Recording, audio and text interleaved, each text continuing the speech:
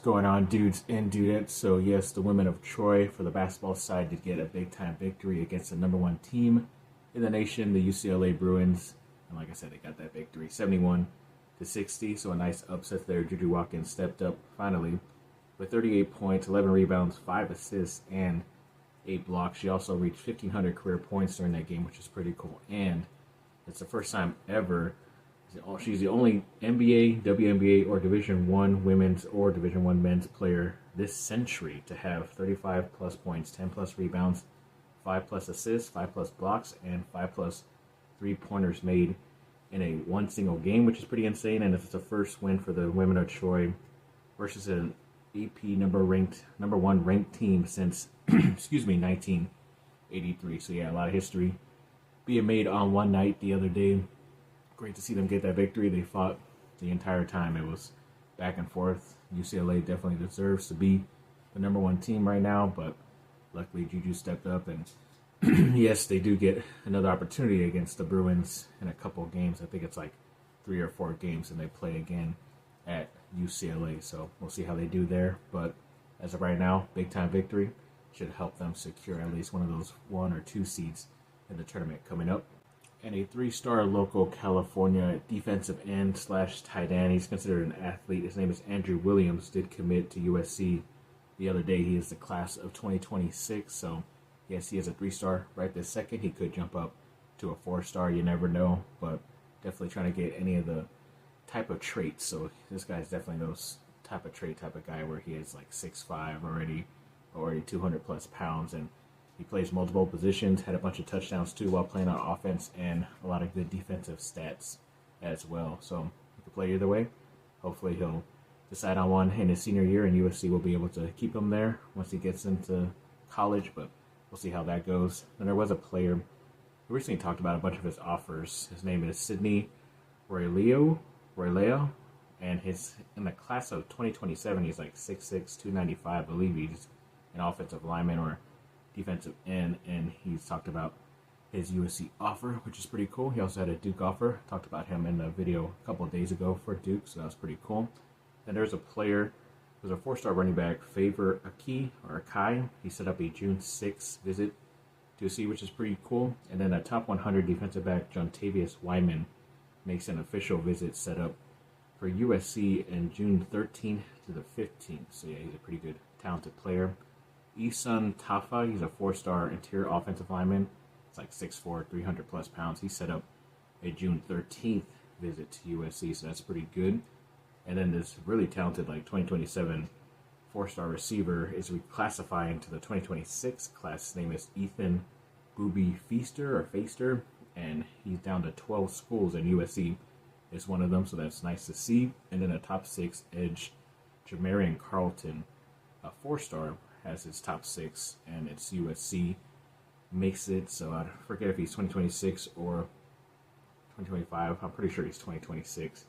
And then the offensive lineman in the 2026 class, a 4-star interior guy, Pulele Iti Primus, set up an official visit on June 6th. And then, yeah, that was pretty awesome. So, yeah, quick update for a lot of offers or top where USC made the top list for a lot of these recruits in the future classes. So, like I keep saying, every new video now, it's a bunch of guys that I'm mentioning. So, at least they're putting their footprints in a bunch of different places out there. So, hopefully, a lot of these guys will end up choosing USC when it's all said and done.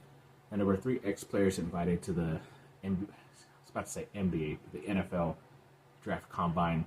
Those are Jalen Smith, the cornerback, Woody Marks, the running back, and the center, Jonah Monheim. So yeah, the scouting combine over there in Indianapolis, where it usually happens, and kind of when you get invited to there, it usually means that a lot of teams want to see how you work in a lot of those drills and in front of them also. So they definitely have a higher chance of getting drafted, in my opinion, once you're out in front of all those scouts and pretty much every single team out there. So looking forward to seeing where those guys end up in the near future. And then USC edge player Solomon Tuliapupu has entered the transfer portal, which is a little bit interesting just because he's been in college forever now due to injuries and getting medical red shirts and extra years, the COVID year and all this stuff. It's almost been like definitely 5+ years, if I can remember going on to maybe 6 or 7.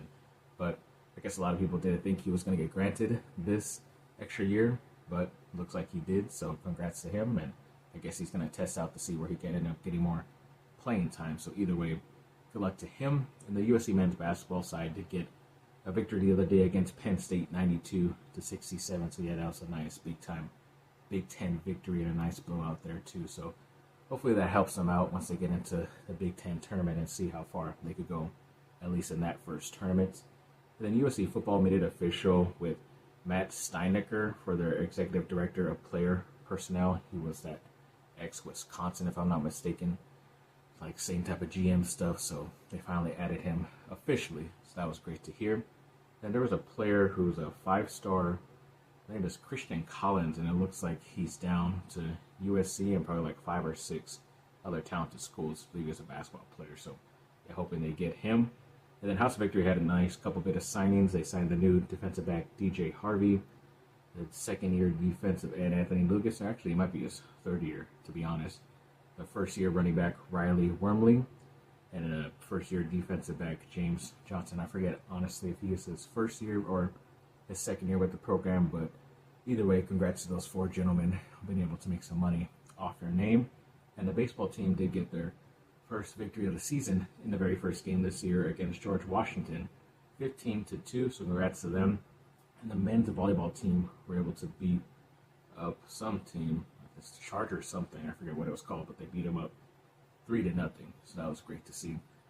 I can see right here that I have a little bit of time, so if I want to drag this video on out, I'll probably add something a little bit quick right at the end of this. And like I said, just real quick, so the USA Lacrosse magazine put out USC women's as their number 20 on their list, which is pretty cool. That same magazine also did have a preseason All-American team, and they put Alexis Nyblock as an honorable mention and Isabel Vitale as a 3rd team. So congrats to those ladies.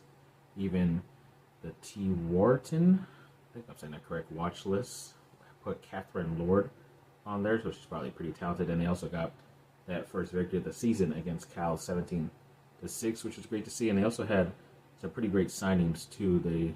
For their recruiting class next season, they did sign Sydney Stewart, who's a midfielder from San Diego, California. They also signed Addie Carey, midfielder from Pasadena, Maryland. They also signed Riley Vasali, a midfielder from Timonian, Maryland. Addie Crawley, midfielder from New Canaan, Connecticut. Riley Holland, a defensive player from Madison, New Jersey. Hadley Holland, an attacker from Madison, New Jersey. Jenna Lundstedt, a midfielder from Milton, Georgia. Lily Nelson, an attacker from Westchester, Pennsylvania. Summer Glenday, a defensive player from Darien, Connecticut.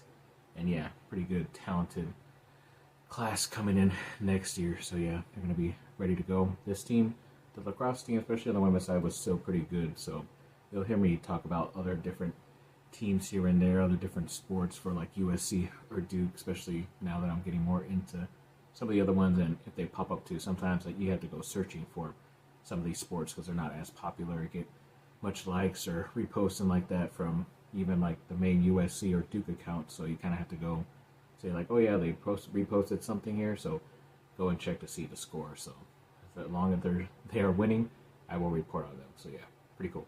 And lastly, got a couple pretty cool gifts, a couple of candies and stuff that I like from my girlfriend, but got some also Disney socks. I guess that's Slinky and the dinosaur Rex from Toy Story, which is pretty cool. And then also this comic book / manga book about Godzilla against the Power Rangers. So obviously 2 of my favorite things growing up, and I guess Hasbro did some type of comic book version of it, so that's pretty cool. I saw that a couple months ago on Amazon, so I guess she saw that I favorited it and decided to get it for me, which is awesome. So yes, thanks to her for me having that officially. And yes, I did get her a couple of nice things too. I don't have to show it to you, but don't worry, she's a happy camper. So yes, thank you.